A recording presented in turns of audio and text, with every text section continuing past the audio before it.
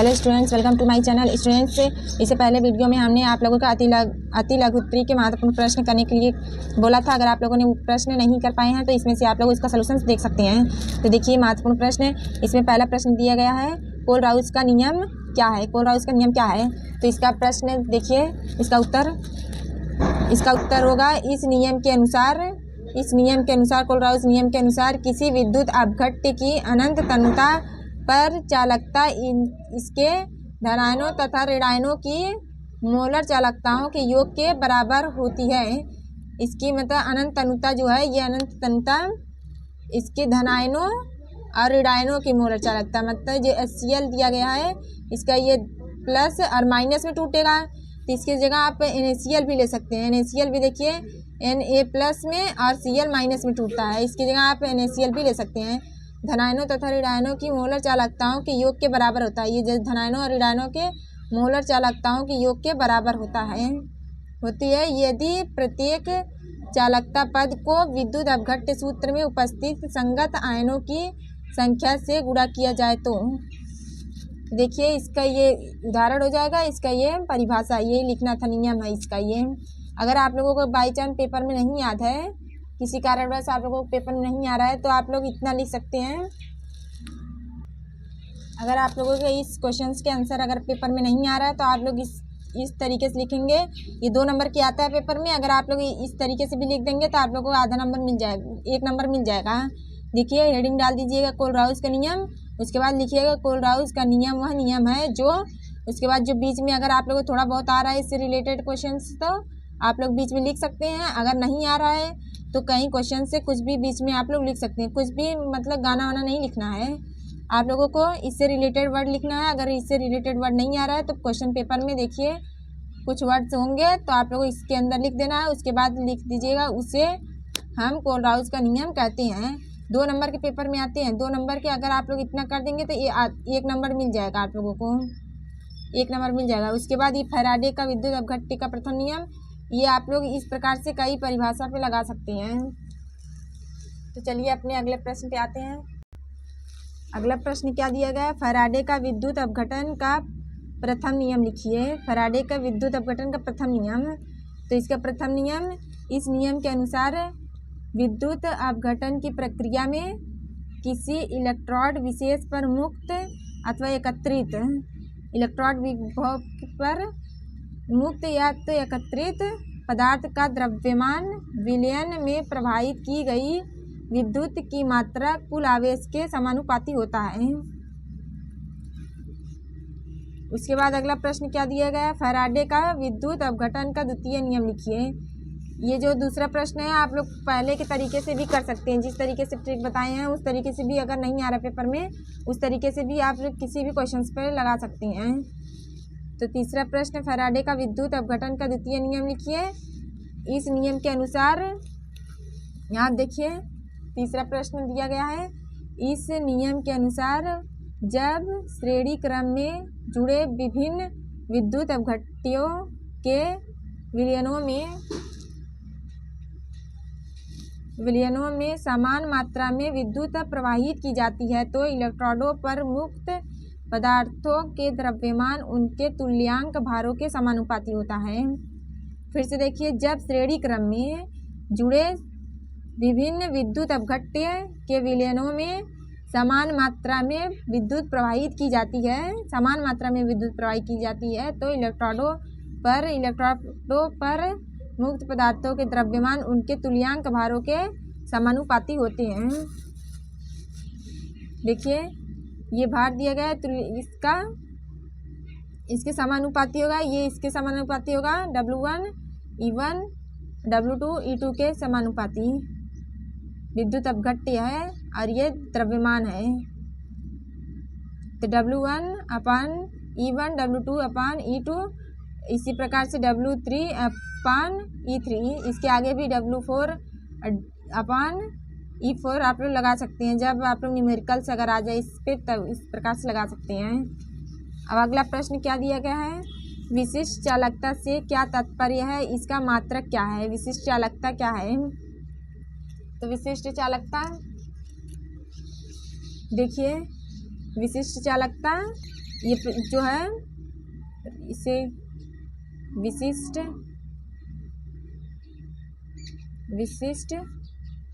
प्रतिरोध,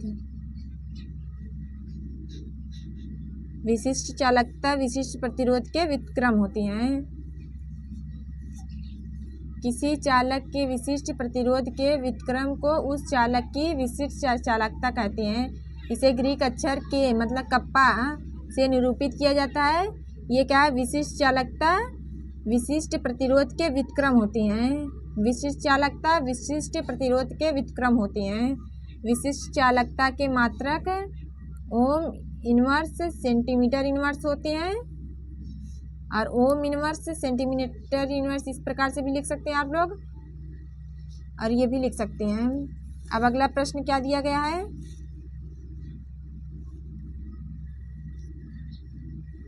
अगला प्रश्न दिया गया है, जिंक तथा तांबे में से एक अम्लों से हाइड्रोजन गैस विस्थापित नहीं करता है, क्यों? तो देखिए इसका आंसर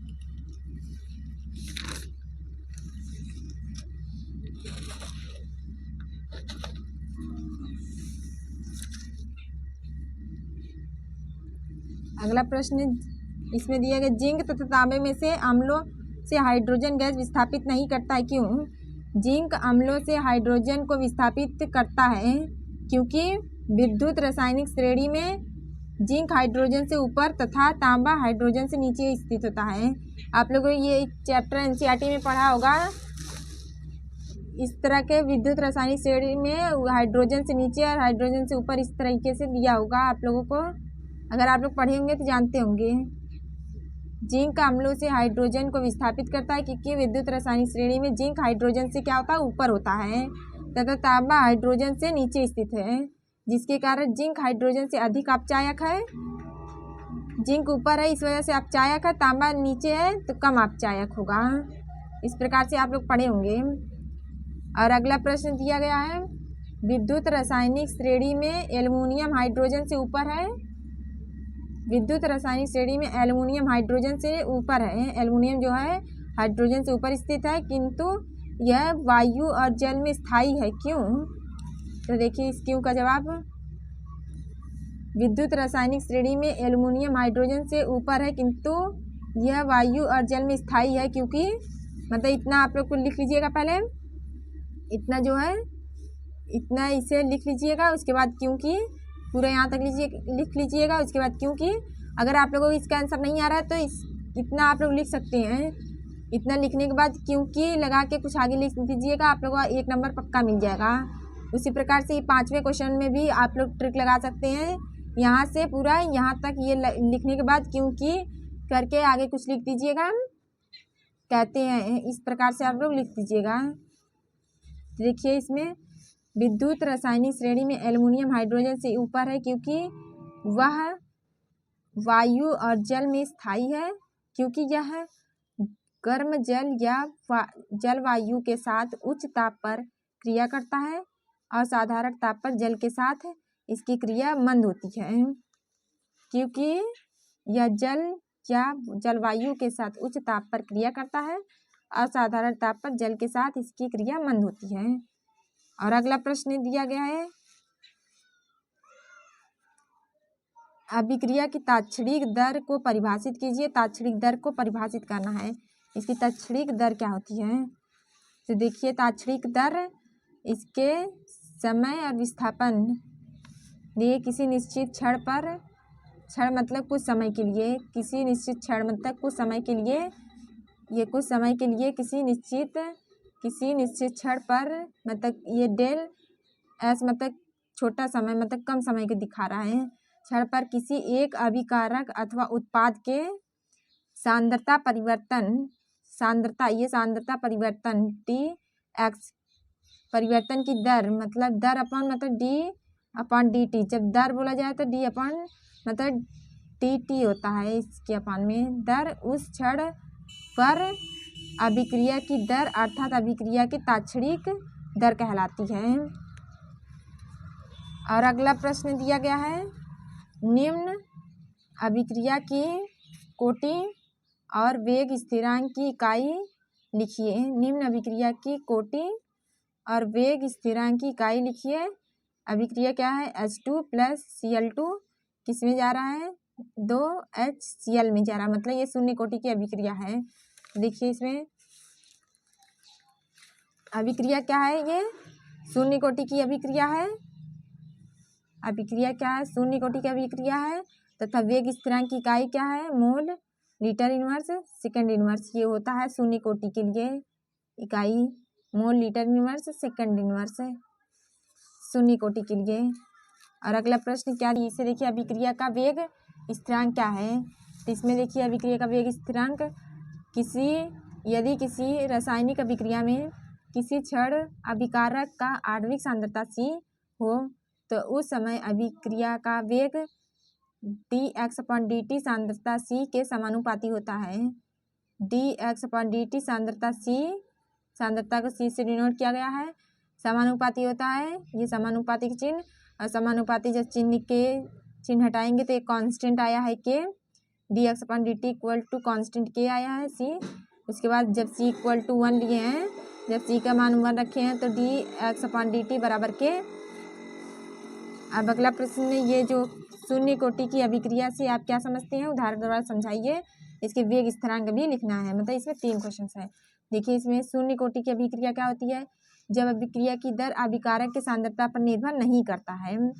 जब अभिक्रिया की दर अभिकारक के सांद्रता पर निर्भर नहीं करता है तो वह शून्य कोटि की अभिक्रिया कहलाती है। जब अभिक्रिया की दर अभिकारक के सांद्रता पर निर्भर नहीं करता तो वह शून्य कोटि की अभिक्रिया कहलाती है।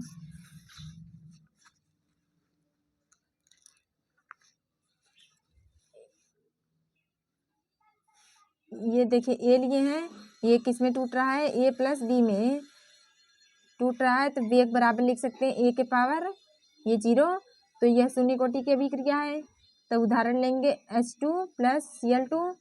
सूर्य के प्रकाश की उपस्थिति में रिएक्शन कराएंगे, 2H2 और 2Cl मिलके 2HCl बन जाएगा। और शून्य कोटि के वेग स्थिरांक का व्यंजक लिखना है। शून्य कोटि की अभिक्रिया के वेग स्थिरांक का व्यंजक x बराबर kT हो जाएगा। x बराबर kT होता है। उसके बाद क्या है? प्रथम कोटि की अभिक्रिया से आप क्या समझते हैं? उदाहरण द्वारा समझाइए। प्रथम कोटि की अभिक्रिया से आप क्या समझते हैं? इसे उदाहरण द्वारा समझाना है। देखिए प्रथम कोटि की अभिक्रिया ऐसी अभिक्रिया जिसमें अभिक्रिया की दर अभिकारक की एक सांद्रता की घात पर निर्भर करती है, इसे प्रथम कोटि की अभिक्रिया कहते हैं।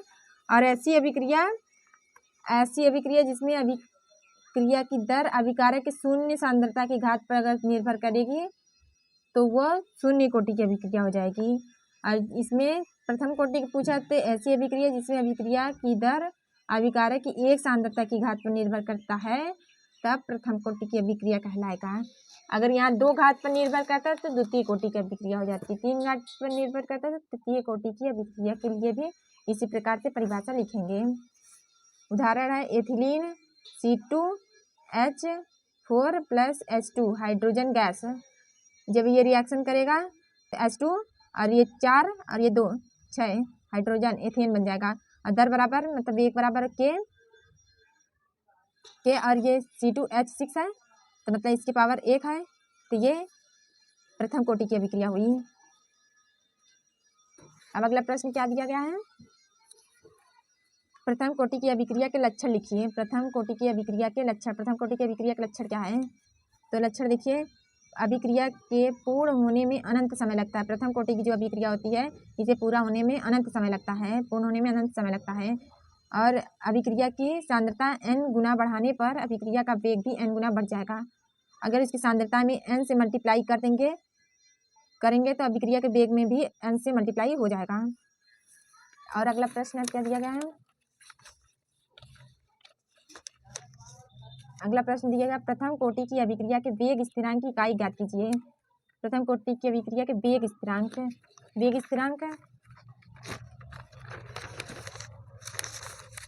देखिए, प्रथम कोटि की अभिक्रिया का वेग समीकरण लिखेंगे। R बराबर के ए के पावर प्रथम कोटि के बोला है तो इस वजह से यहाँ पे N1 लिए हैं। अगर सेकंड कोटि को बोलते हैं तो यहाँ पे 2 लेते हैं। तो यहाँ प्रथम कोटि का बोला गया है तो प्रथम कोटि के वेग के समीकरण R बराबर के ये ए की सांद्रता, ये जो दिया गया है इसे ए की सांद्रता बोलते हैं। ये सांद्रता, ये ब्रैकेट जो हम बोलते हैं ना, ब्रैकेट नहीं है यहाँ पे, ये सांद्रता डिनोट कर रहा है। ए की सांद्रता के पावर 1, तो के की इकाई बराबर के को इस साइड लेकर आएंगे तो आर, और ये जो ए है नीचे आ जाएगा, मतलब के को यहीं पे छोड़ दीजिए, ये जो ए है इसे नीचे लेकर आएंगे तो ए यहाँ पे हो जाएगा।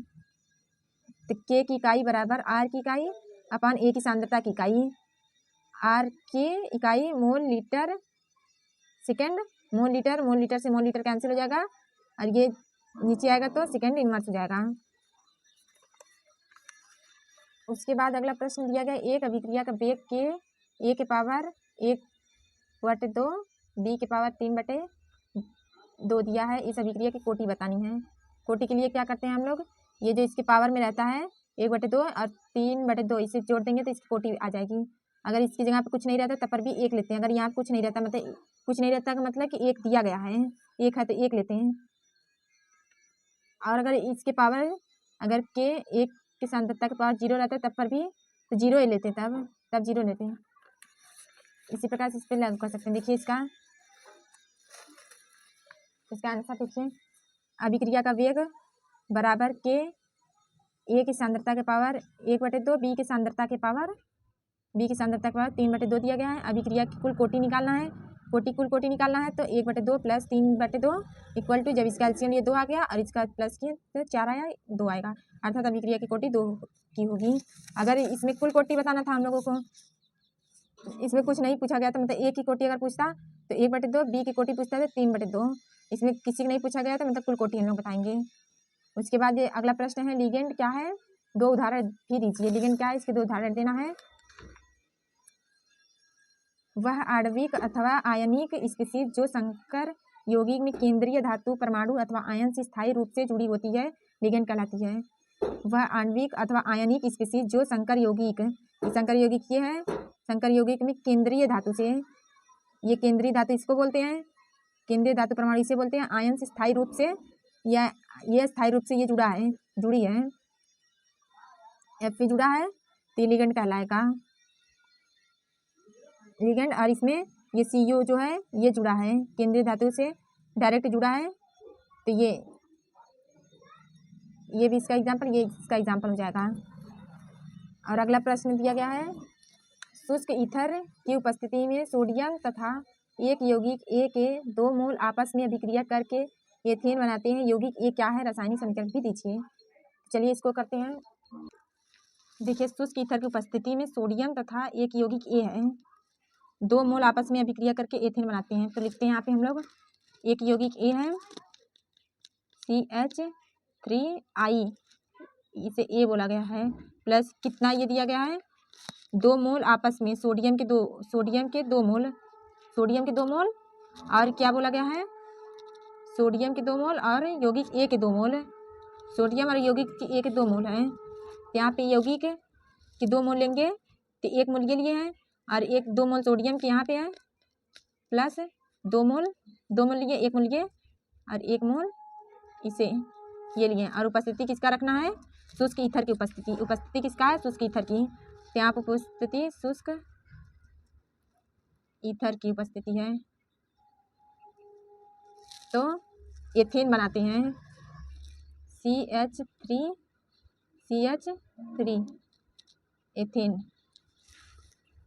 एथेन बनेगा, CH3 एथेन बन गया, प्लस 2 Na 1 2 आयोडीन सोडियम आयोड, ये एथेन बनाता है। तो एथेन बनाया है, अगर मीथेन मतलब इसी प्रकार से बनाया जा सकता है। एथेन बोला तो इस वजह से एथेन की फार्मूला ये होता है CH3 तो CH3 लिए हैं।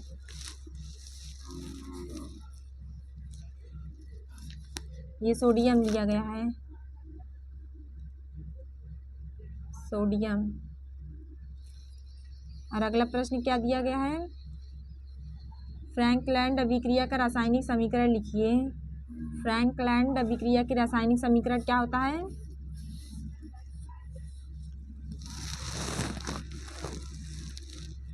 फ्रैंकलैंड अभिक्रिया की रासायनिक समीकरण। फ्रैंकलैंड अभिक्रिया क्या होता है? 2 मोल CH3CH2 ethane iodide plus zinc साथ अभिक्रिया कराएंगे। फ्रैंकलैंड अभिक्रिया होता है जिंक के साथ। जब जिंक के साथ अभिक्रिया कराएंगे तो ये फ्रैंकलैंड कहलाएगा। अगर ये सोडियम के साथ कराते तो ये शुष्क स्थराई, ये दूसरी अभिक्रिया थी। जिंक के साथ अभिक्रिया कराएंगे CH3CH2, फिर ये 2 मोल लिए गए हैं 2 बार। जिस प्रकार से इसे 2 बार लिखे हैं इसी प्रकार से इसे भी आप लोग 2 बार लिखेंगे तो अच्छे समझ में आ जाएगा। CH3CH2 फिर CH2CH3, देखिए CH3CH2 इसको इस प्रकार से लिया जा सकता है। ये इतना और ये इतना यहाँ पे लिखे हैं और एक आई ये बचा, एक आई ये बचा है, ये यहाँ पे जिंक बचा है प्लस ZnI2, ये आई यहाँ पे I2 बन गया, जिंक आयोडाइड ये बना। तो ये फ्रैंकलैंड अभिक्रिया कहलाता है। और अगला प्रश्न दिया गया, अभिक्रिया को पूर्ण कीजिए। RX दिया गया है, ये हालाइड है, और ये KCN दिया गया है। A क्या है ये बताना है, B क्या बनेगा। जो A बनेगा उसके बाद H से रिएक्शन करेगा तो B क्या बनेगा ये बताना है। तो इसको देखिए क्या दिया गया है, RX से रिएक्शन करेगा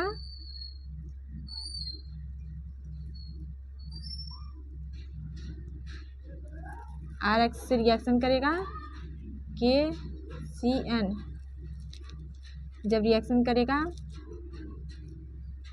तो यहाँ क्या बनेगा, ये जो CN है यहाँ पे जाएगा और ये X जो है बाहर हो जाएगा। तो जो A बनाना था हम लोगों को R और CN यहाँ जाएगा, CN हो गया। उसके बाद फिर जो बना है इसका रिएक्शन किससे कराना है, हाइड्रोजन से कराना है। ये जो बना है इसकी रिएक्शन हाइड्रोजन से जब कराएंगे तो क्या बनेगा, RCN बना है। तो हाइड्रोजन से कराएंगे, हाइड्रोजन क्या करेगा, अपचयन कर देगा। अपचयन मतलब R को इसी प्रकार से रहने देगा, यहाँ हाइड्रोजन जोड़ देगा। हाइड्रोजन कितना यहाँ जुड़ेगा, कार्बन की बैलेंसिंग कितनी होती है, कार्बन की बैलेंसिंग 4 होती है। तो यहाँ पे 4 हाइड्रोजन मतलब एक यहाँ से है और यहाँ कितना हाइड्रोजन आएगा, 3 आ जाएगा। बैलेंसिंग इसका कंप्लीट हो गया, 4 हो गया। उसके बाद नाइट्रोजन की बैलेंसिंग कितनी होती है, नाइट्रोजन की बैलेंसिंग 3 होती है, नाइट्रोजन की बैलेंसिंग 3 होती है। तो यहाँ पे कितना आएगा, एक यहाँ से हो गया और यहाँ पे कितना आएगा, 2 आएगा। तो यहाँ 2 हो गया। ये भी हम लोगों को क्या बनाना था, यही बनाना था, इतना ये बन गया। उसके बाद अगर हम लोग निकालेंगे तो यहाँ पे RX निकल जाएगा बाहर, RX बाहर निकल जाएगा। बट हम लोगों को ये नहीं दिखाना है, तो हम लोग को बस इतना ही दिखाना है। और अगला प्रश्न क्या दिया गया है, आप मेथिल एल्कोहल और एथिल एल्कोहल में विभेद कैसे करेंगे, ये पूछा गया है। देखिए मेथिल एल्कोहल और एथिल एल्कोहल में विभेद, एथिल एल्कोहल और मेथिल एल्कोहल, मेथिल एल्कोहल और एथिल एल्कोहल में विभेद आयोडोफार्म परीक्षण से के द्वारा किया जाता है। मेथिल एल्कोहल और एथिल एल्कोहल के मतलब अंतर विभेद किससे करेंगे, आयोडोफार्म परीक्षण से करेंगे। उसके बाद ये जो दिया गया है आप लोग रिएक्शन के थ्रू भी याद रख सकते हैं, या फिर आप लोग ये जो दिया गया थ्योरी इसको याद कर लीजिए, रिएक्शन लिख लीजिए, या फिर रिएक्शन लिख लीजिए, इसे याद कर लीजिए। तो हम ये थ्योरी लिखे हैं, इसके माध्यम से रिएक्शन लिखेंगे। 2 में से आप लोगों को एक याद होना चाहिए। देखिए इसमें एथिल एल्कोहल को जब आयोडीन तथा जलीय सोडियम हाइड्रोक्साइड या जलीय सोडियम कार्बोनेट विलयन के साथ गर्म करते हैं तो पीला क्रिस्टलीय ठोस आयोडोफार्म बनता है। तो देखिए इसको हम लिखते हैं, इसका रिएक्शंस क्या दिया गया है, एथिल एल्कोहल, एथिल मतलब CH3 CH2OH, meth eth alcohol OH, alcohol ethyl alcohol plus क्या दिया गया, जब आयोडीन तथा जलीय सोडियम हाइड्रोक्साइड, आयोडीन बोला गया तो I2 प्लस क्या बोला गया है, जलीय सोडियम हाइड्रोक्साइड बोला गया है, सोडियम NOH हाइड्रोक्साइड के रिएक्शन कराएंगे तो क्या बनेगा, यहाँ CH3 और यहाँ जब 4 लगाएंगे तो यहाँ बैलेंसिंग के लिए लगा रहे हैं, और यहाँ 6 NOH, जब यहाँ से CH3 लेंगे, आइडोफॉर्म के सूत्र यही होता है ना, कार्बन की बैलेंसिंग कितनी होती है, 4 होती है, CHI3, ये I3 और H4 हो गया, आइडोफॉर्म, आइडोफॉर्म के सूत्र यही होता है, ये आइडोफॉर्म के सूत्र है, प्लस क्या बनेगा, Na, यहाँ से Na और यहाँ के I, यहाँ से एक I लेंगे कि एक I और यहाँ के 5 Na, 5 NaI, यहाँ पे सोडियम 5, एक सोडियम बचा है, और यहाँ के 5 आयोडीन प्लस क्या बनेगा, HCOONA बनेगा प्लस 5 H2O बनेगा वाटर, इसे सोडियम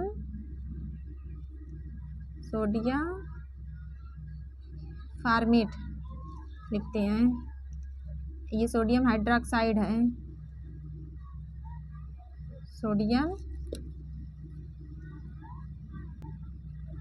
हाइड्रोक्साइड, सोडियम हाइड्रोक्साइड, और ये क्या है, मेथिल एल्कोहल, एथिल एल्कोहल है, एथिल एल्कोहल है, ये एथिल एल्कोहल है, और ये आयोडीन है, आयोडीन है, इसकी रिएक्शन कराएं, एथिल एल्कोहल के आयोडीन अभिक्रिया किसके उपस्थिति, सोडियम हाइड्रोक्साइड के साथ कराएंगे तो आयोडोफार्म बनेगा, और NaI सोडियम फार्मेट, HCOONA बनेगा और H2O बनेगा। अब उसके बाद अगला क्या दिया गया है, सेट जैप नियम को उदाहरण सहित लिखिए, सेट जैप नियम को उदाहरण सहित लिखना है, तो देखिए सेट जैप नियम को उदाहरण सहित लिखना है ना, देखिए सेट जैप नियम, ये मोनोहाइड्रिक एल्कोहल को सांद्र H2SO4 के साथ 160 से 170 डिग्री सेल्सियस पर गर्म करने पर एल्कोहल का OH तथा अल्फा हाइड्रोजन परमाणु मिलकर H2 के अणु के रूप में निकल जाते हैं तथा एथिलीन बनाती है। ये हो गया, इसका उदाहरण देखेंगे, C कार्बन कार्बन, ये हाइड्रोजन, और ये कार्बन हाइड्रोजन तथा हाइड्रोजन, यहाँ हाइड्रोजन, यहाँ पे OH लगा रहे हैं, यहाँ पे भी हाइड्रोजन की कार्बन की बैलेंसिंग 4 होती है, तो ये मोनोहाइड्रिक एल्कोहल है, मोनोहाइड्रिक एल्कोहल, इसका किसके साथ सांद्र H2SO4, सांद्र H2SO4 कितने टेम्परेचर 160 से 170 डिग्री सेल्सियस, और क्या बनाएगा, ये रिएक्शन लिखना है, क्या बनाएगा, इसमें लिखा गया है OH एल्कोहल के, ये एल्कोहल है का OH तथा अल्फा हाइड्रोजन परमाणु मिलकर इसको अल्फा हाइड्रोजन बोलेंगे, H2O के अणु के रूप में निकल जाते हैं, जो बोला गया वही लिखेंगे हम लोग, ये और इसका एक हाइड्रोजन, अल्फा हाइड्रोजन यहाँ बोला ना, अल्फा हाइड्रोजन, तो यहाँ पे H2O, यहाँ का OH और एक हाइड्रोजन निकल गया, H2O बन गया, उसके बाद क्या बचा है, CH2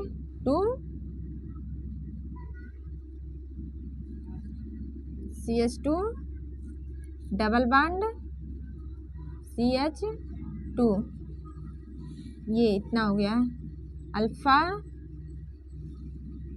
CH2 बचेगा। इसमें देखिए अल्फा इसको बोलेंगे, ये अल्फा इससे ये जुड़ा है तो अल्फा ये है। एल्कोहल का OH, यहाँ के OH तथा अल्फा हाइड्रोजन परमाणु मिलकर H2O बनाते हैं। जब यहाँ से A का H और OH निकल जाएगा तो H2O बन जाएगा। तो यहाँ C कार्बन और 2H, यहाँ 2H, जब 2H निकल गया, कार्बन की बैलेंसिंग 4 होती है तो 2 हाइड्रोजन लगाए, 2 और लगाने के लिए यहाँ पे डबल बॉन्ड लगाए हैं। उसके बाद यहाँ कार्बन और ये एक हाइड्रोजन, कार्बन की बैलेंसिंग 4 होती है, इस वजह से 2 ही हाइड्रोजन था, यहाँ पे भी 2 हाइड्रोजन था, यहाँ डबल बॉन्ड लगा दिए तो यहाँ बैलेंसिंग 4 हो गया, यहाँ 4 हो गया, कंप्लीट हुआ। ये क्या बनाएगा? एथिलीन बना है। उसके बाद अगला प्रश्न क्या दिया गया है? रीमन टीमन अभिक्रिया को समीकरण सहित लिखिए। रीमन टीमन अभिक्रिया का समीकरण सहित लिखना है। देखिए रीमन टीमन अभिक्रिया के फिनाल की अभिक्रिया किसके साथ? CCl4 कार्बन टेट्राक्लोराइड के साथ 60 से 70 डिग्री सेल्सियस पर गर्म करने के पश्चात मिश्रण HCl द्वारा अम्लीय करने पर ऑर्थो हाइड्रोक्सी बेंजोइक एसिड प्राप्त होता है। देखिए इसमें जो बोला गया है हम लोग वही रखेंगे। मतलब यहाँ फिनॉल बोला गया है तो यहाँ फिनॉल लेंगे, फिनॉल बोला गया तो फिनॉल प्लस साथ में क्या बोला गया है? CCl4 कार्बन टेट्राक्लोराइड प्लस हम लोग लेंगे NaOH लेंगे। और टेम्परेचर कितना बोला गया है? 60 से 70 डिग्री, ये टेम्परेचर बोला गया है।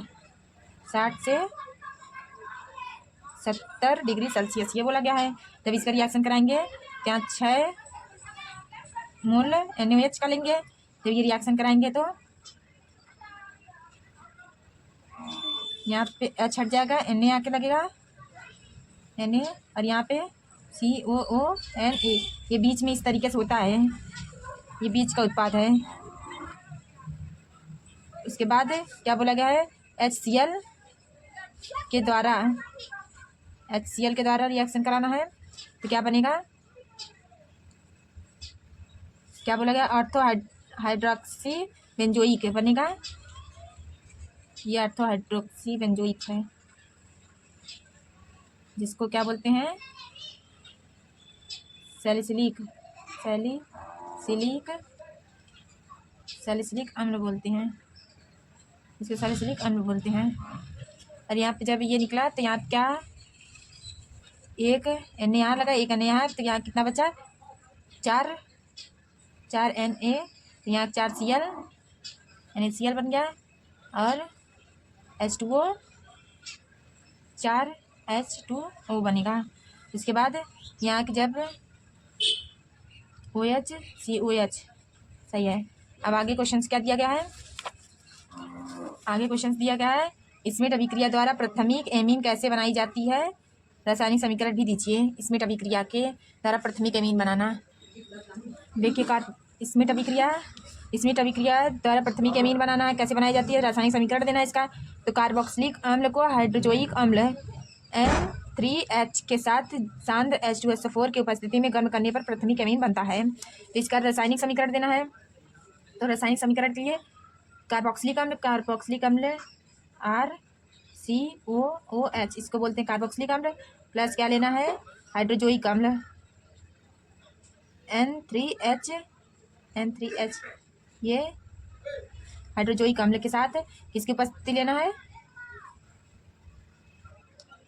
सांद्र H2SO4 की उपस्थिति लेना है, सांद्र H2SO4 की उपस्थिति लेना है। अब प्राथमिक एमीन बनाना है तो यहाँ से R लेंगे और यहाँ के N और 2H लेंगे।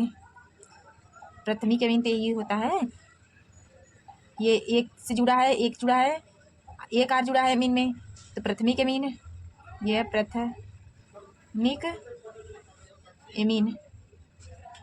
अगर इससे 2 R जुड़ा रहता है तो ये सेकेंडरी एमीन हो जाता है। ये प्राथमिक एमीन प्लस यहाँ के वो जो है CO2 बन के बाहर निकल जाएगा, प्लस यहाँ के जो एक एन यहाँ पे ले लिया, 2 N बचा है, प्लस 2N2 बाहर निकल जाएगा गैस के रूप में। अगला प्रश्न दिया गया, निम्न रासायनिक समीकरण को पूर्ण कीजिए। इस रासायनिक समीकरण दिया गया है, इसको पूर्ण करना है। देखिए इसमें उपस्थिति बताना है। उपस्थिति यहाँ पे CHNH2 आया है, तो NH2 कहाँ से आएगा, अमोनिया से ही आएगा ना। तो यहाँ पे NH3 प्लस Cu2, ये इसकी उपस्थिति में अमोनिया बनता है। और B क्या उत्पाद आएगा कि ये बनेगा B उत्पाद, Cl आया है NaCl HCl, तो यहाँ पे आएगा HCl प्लस HNO2, ये आएगा। टेम्परेचर अगर रखना हो तो कम टेम्परेचर 0 से 5 डिग्री सेल्सियस ठंडा कर देंगे, तो ये बन जाएगा। पेपर में इसको कैसे लिखेंगे इसको पहले इस तरीके से बनाएंगे। ये Cl, किसकी उपस्थिति, ये उपस्थिति, इसकी उपस्थिति में अगर आप लोगों को नहीं आ रहा है पेपर में, अगर आप लोग केवल अमोनिया भी लिख देंगे तब पर भी नंबर मिल जाएगी। और यहाँ क्या बन रहा है, NH2 बन रहा है। उसके बाद लिख दीजिएगा ये एक रिएक्शन हो गया, इसके बाद ये रिएक्शन NH2। इसके बाद क्या उपस्थिति है, अगर इसमें से आप लोगों को ये नहीं आता है, Cl आया है, तो Cl किस में है, Cl में आता है, तो ये भी अगर लिख देंगे तब पर भी आप लोगों को मार्क्स मिल जाएंगे। ये आप लोगों को इस प्रकार से लिखना है पेपर में। तो बस इस वीडियो में इतना ही, मिलते हैं आगे नेक्स्ट वीडियो में। अगर आप लोगों को वीडियो पसंद आया है तो चैनल को सब्सक्राइब कीजिएगा और अपने फ्रेंड्स के साथ शेयर जरूर कीजिएगा। Thanks for watching my video.